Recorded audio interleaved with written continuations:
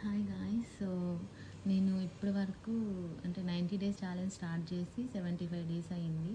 So ఇక్కడ కొంచెం ఒక 10 డేస్ కానీ ఒక 20 డేస్ ఎక్కువ పట్టొచ్చు, చిన్న బ్రేక్.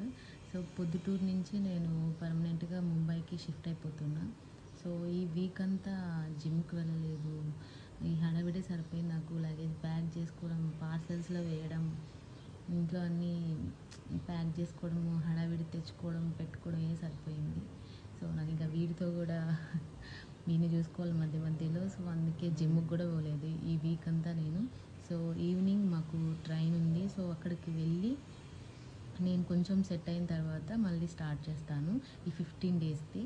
సో అంటే డైట్ ఫుడ్డే తింటాను, బట్ మీకు అప్డేట్ చేస్తూనే ఉంటాను. అంటే అంత రెగ్యులర్గా మార్నింగ్ది, ఆఫ్టర్నూన్ది, డిన్నర్ది పెట్టలేను.